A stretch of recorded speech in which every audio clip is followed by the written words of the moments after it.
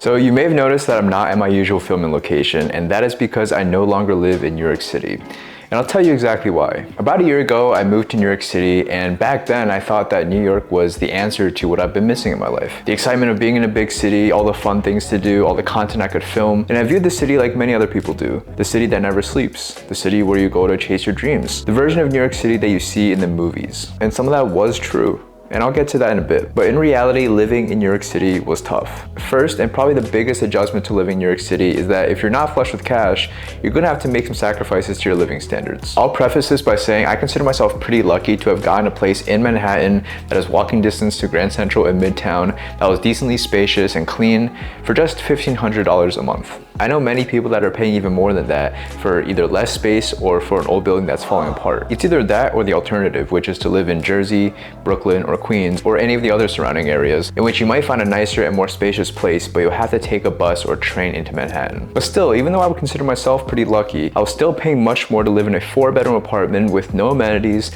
1 shower, and no washer or dryer than I did in my old apartment in Connecticut, which was brand new, had a gym, washer, dryer, a ton of other amenities, and was much more spacious. I also grew up in the suburbs, so I'm used to having a lot more space. And in New York City, spacious and affordable do not belong in the same sentence. Now, about the city itself. No matter how much social media tries to glamorize it, New York City is not exactly a clean city. Sure, there are nice parts like Hudson Yards, and there are pockets of the city that are quite beautiful, but I'd say much of the New York experience is dodging puddles of mystery liquor on the ground, stepping outside your apartment and being greeted with a smell that you can never really identify, but is some combination between urine and car exhaust, and encountering rats and cockroaches on the street, in the subway, and sometimes, if you're lucky, even in your own apartment. And the worst I've seen is what I can only guess was a pile of human feces on the front step of my friend's apartment. Okay, I apologize for getting a bit graphic there on the end, but that is a part of New York City that people don't like to show on YouTube and TV for obvious reasons, but that is the reality. I mentioned briefly in the beginning that the cost of renting in New York City is extremely high. How much do you pay per month for your rent or mortgage? $4,200. What did he say? But unfortunately, it doesn't stop there. Everything in New York City is more expensive than average, and the costs quickly add up, from getting groceries to paying for the subway and taking trains, and most of all, entertainment. And it wouldn't be so bad if New York had a lot of other reasonably priced things to do, but you can only go to Central Park and the museum so many times. The other vast majority of things to do in New York City are to experience its dining, bars, and entertainment, which unfortunately all cost quite a lot. This really doesn't come as much of a surprise. New York City is often cited as the most expensive, if not second most expensive city to live in the world. And a Bloomberg article came out recently saying that if you make $100K in New York City, you're really only taking home about $36K after accounting for the high cost of living and the abnormally high tax rate. There's even a professor of finance and economics at Rutgers University that was quoted saying, if you make $100,000 in New York City, you'd be considered pretty poor. So being in a high cost of living area was a major downside for me, especially since I'm someone that likes to be frugal and likes to save money in order to invest. This last category I'll label as inconveniences because I'm not really sure what else to call this. Now, I'm not one to ask for a completely comfortable way of living. I'm someone that does enjoy seeking out challenges and discomfort, but New York City really does have a way of testing your resolve by throwing random inconveniences at you. One example I can think of is the stifling heat of the subways during the summer. You'll be sweating through your clothes before you even get to your destination. Also, if you thought that the surface of New York City was dirty, the subways are even worse. And not only are subway stations hot and dirty, subways are constantly delayed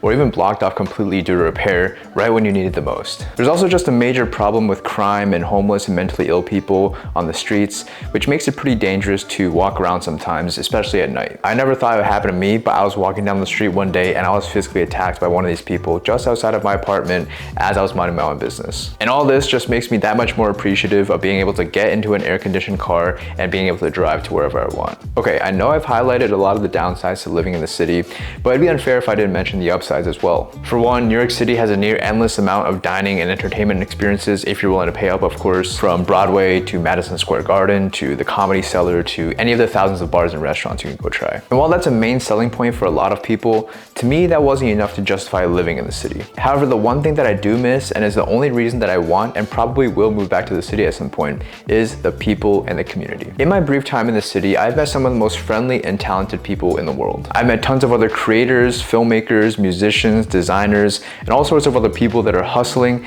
and all willing to help each other succeed. And it was really great being able to meet these people, talk with them, build connections, and learn from them. This is probably the only expectation of the city that I had that turned out to be completely true. New York City truly is a hub of some of the most hardworking and ambitious people I've ever met. All this being said, I suppose the question is, would I recommend moving to New York City as someone in their 20s? You're probably thinking, wow, this guy absolutely hates New York based on all the negative things I said about it earlier in this video. But despite all those cons, I would still definitely recommend moving there under one condition. Know exactly why you want to move there. Maybe you've never lived in a big city before and you want to have that life experience. Maybe your goal is to have fun and you want to experience the world-class dining and entertainment. Or maybe you want to be part of a network of hardworking and talented people. I think a lot of people, and that was me included, are enamored of the idea of living in New York, whether it's for the high-paying jobs or the glamorous lifestyle. For me, it was both. But I think the lesson here is to be intentional with where you choose to live. I know that this isn't a luxury for everyone. Some people have no choice but to live in a certain area because of work. But if you do have that choice, I'd really recommend taking a step back and reflecting on why exactly you want to move to New York, or any place for that matter,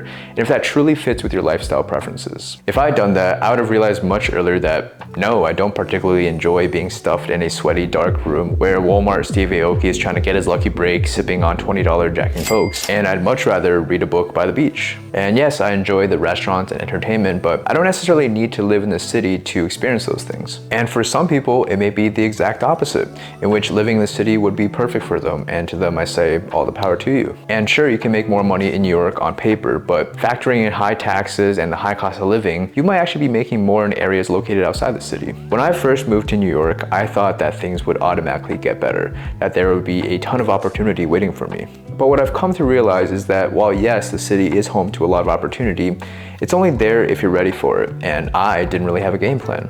I don't think I was intentional enough about why I was living in the city, and so I ended up getting bogged down by the high cost of living and the inconveniences of living in the city and not having accomplished what I really wanted to accomplish. So now I'm back in my home state of Connecticut, and I'm excited for this next year or so because I'll have some time to save up some money, redial my focus, and keep working on my projects in this channel, and I'll eventually return to the city when I'm ready and if I need to.